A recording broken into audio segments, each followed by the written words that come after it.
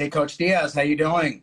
I'm doing well. How are you doing? I'm good. I'm good. Thanks for taking the time today. Let me just All right. lower that here. Hold on one second. How's everything? Some Thank, exciting times going on. Thanks for taking part of this interview. yeah, it's been good. We actually just got off the practice field. Oh, awesome, awesome. Well, while we have everyone logging on, I'm just going to do a quick introduction for the few people who might not know who you are, but I'm assuming everyone does. Coach Diaz is in his second year as head coach of the Miami Hurricanes. He was the team's defensive coordinator from 2016 to 2018, where he put them into elite defensive status.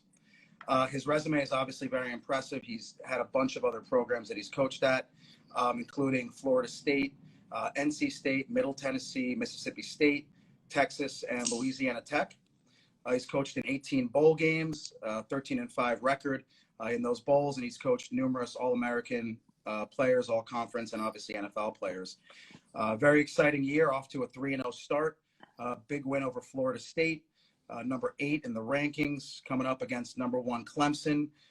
So obviously very exciting times, and it's great that you've brought back a lot of the swagger and the U. So welcome, and again, thanks for your time. Yeah, this is cool. So excited to be here. Well, wonderful. So tell me a little bit about the team's mentality right now. 3-0, top 10. What's their mentality going into the bye week? How do you keep them focused on Clemson during the bye week? Well, if the focus is really, even before we get to Clemson, it's getting the opportunity to play Clemson. If 2020 has taught us anything, it's that we have had to take this whole thing day by day. And you can't worry about next Saturday if we make the wrong choices, today or yesterday or really all week. And so far this week we have done a good job because it's tough. The virus is relentless, and as we've seen, and we just want to have the opportunity to have all the guys. What we know is that this team, when we're all together, we do look like we're a pretty good outfit. But that threat to not have us all together exists every week. So we have really been trying to lock in and focus on each day. We kind of have a mantra around here about play the next play, which really just gets us to focus on what's ahead of us right now, and what we did yesterday really doesn't matter, and can't really worry about tomorrow until you get through just today. And that our leadership has really taken a hold of that and done a good job sort of staying focused on it. Got you. Now, talking about COVID, obviously you've heard about the NFL games that have gotten canceled, a couple of college games. What are you guys doing to keep the team safe? What kind of testing, what kind of protocols do you guys have? Well, we test 3 days a week. And we have, it's funny now. We've been living with some of our protocols for so long, you just don't even really notice anymore. But it's changed a lot of what we do. It's changed the ways that we meet. It's changed the way, some of the ways that we practice, some of the drills that we do. There's so many things that we are just trying. We have figured, we looked at it like this. Obviously, football is a contact sport, right? And you can't prevent people being in close proximity with one another when we're practicing or playing football. In all other things that we do, we can prevent people being in close contact with one another, and we can wear masks. So whether that's wearing masks in meetings, in walkthroughs, anytime we have the opportunity to have a mask on, we have a mask on. Everything else that we do where we can't is socially distanced. So if we're in the weight room, in the summertime when we were doing conditioning drills, everything was separate in smaller groups for people and we went well beyond 6 feet apart from one another. The ball is a ball, right? We got to play football eventually, and we have to understand that. But we did some studies in the summertime and found out that people on a football field are actually not in as close contact with each other as you would think in terms of the amount of time. And to that point, like I said, the credit goes to the players. Our administration has done a great job of presenting the protocols, but ultimately they have got to follow the rules, and they've done a nice job of doing that to this point. How many players have you had test positive? There have not been many. We don't talk in terms of specifics of the number, but we have not had many, and that's been really encouraging, especially since the season started. Yeah. And we all know that, Miami in the summertime, our positivity rates were as high as anywhere in the country. Mm-hmm. And look, if we'd have had high positivity rates, and I'm talking about high positivity rates, I'm talking about over 5%. If we'd have been over 5%, I'm not sure we'd have gotten this thing off the ground. Yeah. So for our players to keep it where it was in that time, gave everybody confidence that they can do it, because everybody was lining up and saying that they couldn't. Oh, college students, they can't make the right choices. They can't make the right decisions. And I got to give really the credit to Dr. Julio Frank, who insisted that it could be done. He put the trust not just in us as a football program, but the entire student body, that we could have, on-campus instruction and learning this fall. And by all accounts, on the dashboard, the entire greater community, it's been really good here. And we've seen the numbers in Dade County go down, down, down. Now, the threat, as we know, is because restrictions are going away. Mm-hmm. And so we have got to be still diligent, because, they're starting to open up all the things that were not open. And I'm not getting into whether that's right, wrong, or different, but it does provide a threat to our guys that we've got to be aware of. Yeah, I mean, it's amazing leadership. You're right in terms of President Frank, yourself, keeping the team healthy, keeping you guys practicing. What about flying and accommodations? Is it the same as before, or are you guys taking extra precautions when you travel and where your accommodations are? Yeah, so there are some differences in how we do that. We go to the hotel, like for home games, we go to the hotel earlier than we did in the past. That's really the only time we can bubble up, to use more the NBA term. When we fly, we wear a mask the entire time when we're on the airplane. We used to eat on the airplane. We don't eat on the airplane anymore. And we use high quality masks when we're on the airplane. On buses, we're more spread out. We have less people on a bus when we have a bus to and from the airport or from the stadium. So there's different protocols in terms of who sits next to who on the bus and who sits next to who on the airplane, predicated by what their contacts are. So maybe the roommates when they live off campus, or roommates at the dorm, those type things. So, and then obviously everything's different at the hotels now. The way that we eat our meals at the hotel, we used to have buffet service. You can't have buffet service anymore. The hotels, they all have their protocols. But I'll say this, it just shows you the great ability for our guys in 2020 to adapt. Because we've played 3 games now, and I don't think even now when our guys go to the hotel that they even notice. It's become just part of what we live with, and we all just move on. And I think that's what's cool about what they've done. Got you. How do you keep your team grounded? I mean, everyone's talking about Miami. The U is back. You guys are in the top 10. Obviously, that can be very distracting to all these young players. What do you tell them as a coach to make sure they stay grounded, stay humble? Well, they remember what everybody was also saying 3 weeks ago, which was either nothing or things that were not very nice. And that's okay. Like, we understand the way that the outside world is, but we try to really focus our opinions on ourselves by internally, and more than anything, what the film looks like. We can win a game and not have a great performance.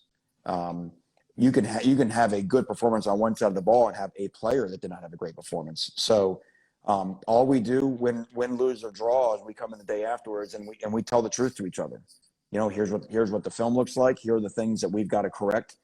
And the trick is, when the outside world is, patting you on the back, it is easy to lose your edge at times. That's human nature. We all love, to have positive things said about us.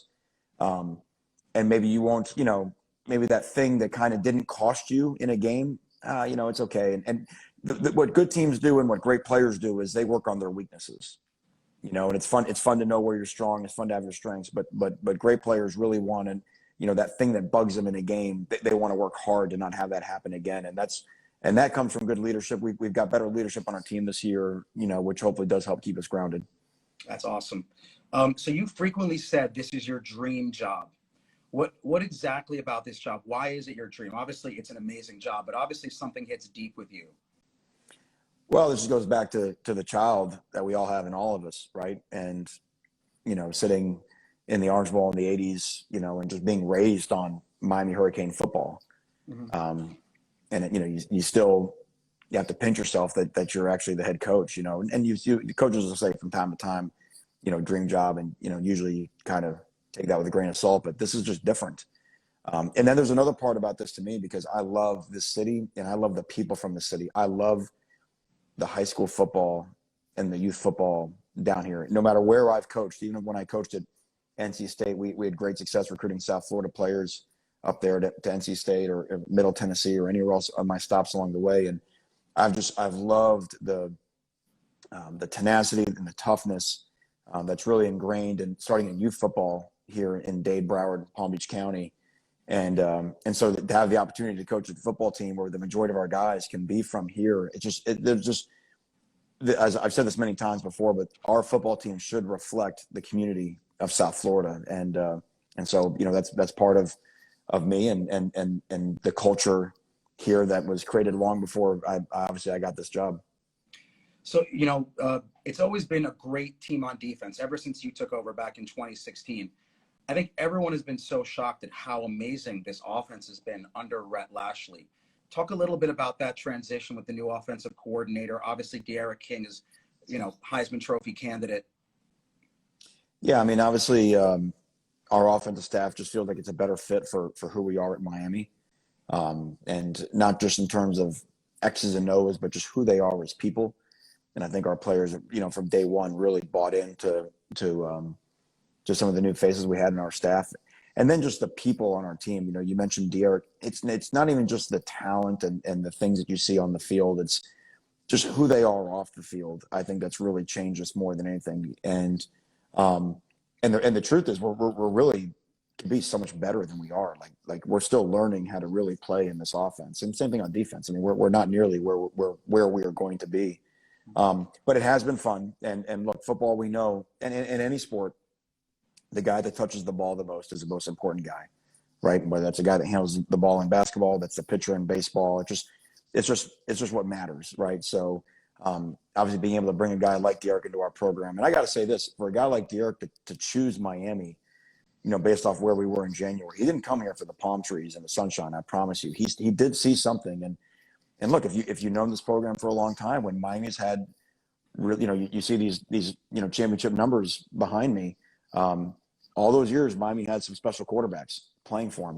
When the quarterback position here at Miami has been shored up, Miami has been in the mix, and it's fun to have a guy like Derek that really everybody on the team believes that no matter where we go, we have a chance to win.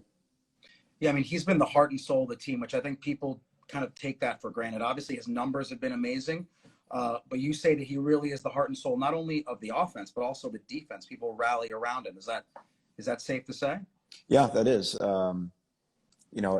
Derek has an amazing way. He's not you see like Hollywood movies and the quarterback, gets up on a soapbox and makes a big speech. That's not really his deal, but he just leads. I mean, he will speak up in front of the team, but he just leads in a way where just in quiet moments, he'll go find players and just go talk to them. And it's remarkable his ability to connect with everybody, offensive linemen, wide receivers, defensive players, everybody on the team. And so everybody believes in him. And such a great addition. Yeah, that really matters. Yeah. Switching over to defense, obviously Jalen Phillips has been an absolute beast on defense. How did you guys lure him away from UCLA?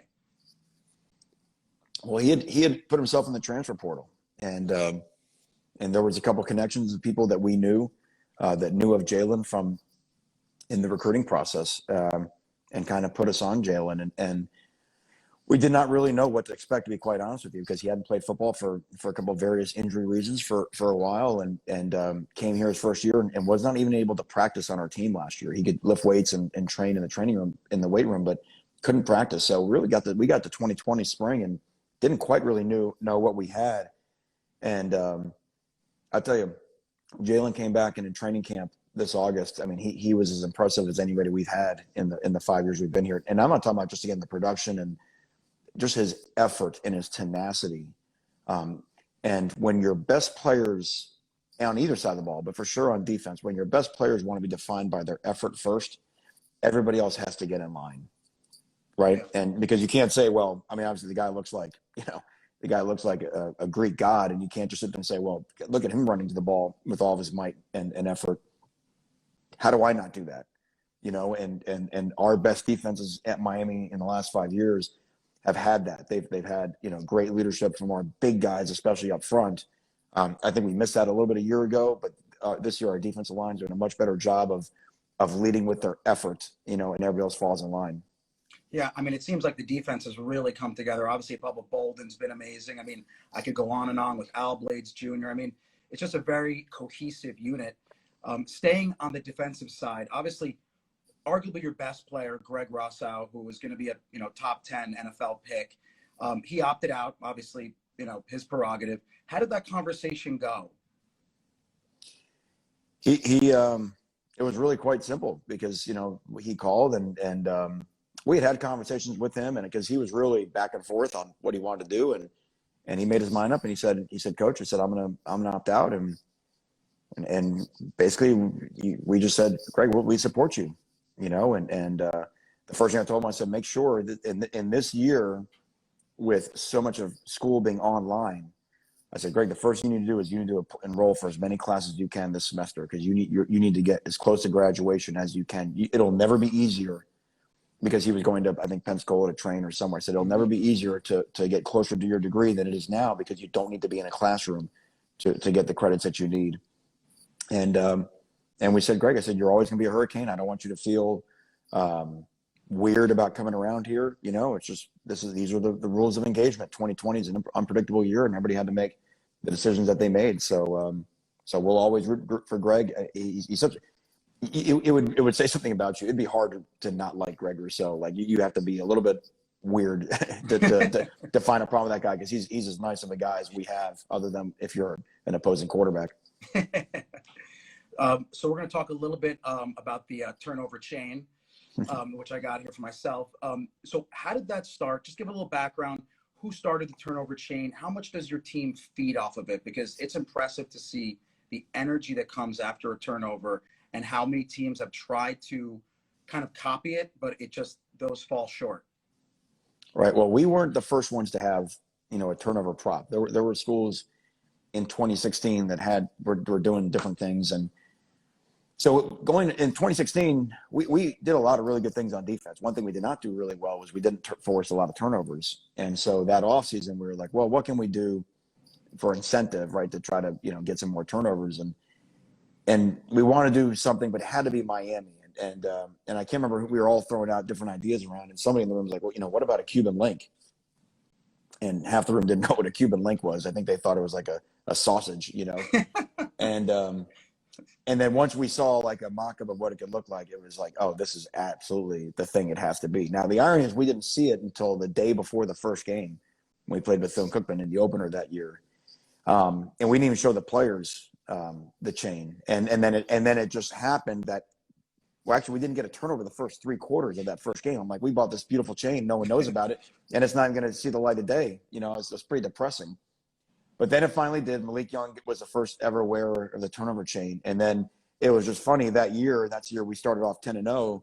It just kind of took on a life of its own. And it has been fun. I do think, to your point, it has been a thing that has spurred our team on with great energy. It is a team thing. It's not something where we celebrate together. We celebrate on our sideline. It's not a taunting thing to the other team. And it's something that, you just see. Look, I went to the Super Bowl back in February, the Chiefs and the Niners, and I'm walking around the stadium before the game. Half the freaking people there had a chain with either the Niners or the Chiefs logo on it, and it's just like, this thing started here. And that's why people are always like, well, you guys going to keep doing the chain? It's like, we got the best thing in football. Why would we ever get rid of this tradition? So we try to change it up every year. I've liked them all. I like this year's version, but the big thing is our kids understand that turnovers win games. It's number one on our plan to win. It's a big deal. Now, during the week, we don't ever talk about the turnover chain. No one ever sees it. It's not around. It vanishes. It goes away into its little secret hiding place, and it just comes out on game days. That's awesome. And, along those lines, people talk about the U in football as being a culture. It's not just the quality of the team, but it's really a culture. And I think a lot of people kind of want to know a little bit about that. How would you summarize the U culture as the head coach? Like, what does that mean to you? Well, it means competition. I mean, that's really it. It's toughness and competition. And competition, you really can't truly have until you recruit to the point where everybody on the field is concerned about their starting place. That's just the reality. And that's what all the great Miami teams had in the past. They had guys that were fierce competitors and had to prove themselves right out that window on Green Tree practice field. And if it didn't happen there, it wasn't going to happen in the Orange Bowl or on the road or wherever it was. But the reason why they looked the way they looked on Saturdays is because they knew that if they could survive on Green Tree, Usually whatever's running out of that tunnel against them on Saturday wouldn't be as tough as what happened in that practice. We're not there yet. No matter what our ranking is and what our record is, we're still away from that. We're recruiting towards that, where, you know, no player can ever be complacent and feel like his job is just assumed. We do have that at some positions, but not nearly enough. And that really is the goal of our program, is to continue to recruit guys that want that. And so I'll give you a great example, like our two young running backs. You know, Donald Chaney was the best running back in Dade County. Jalen Knighton was the best running back in Broward County. And Donald Chaney committed to us early, never wavered, which was awesome. Jalen Knighton was committed to another school, wanted to come to Miami, even though we had Donald Chaney.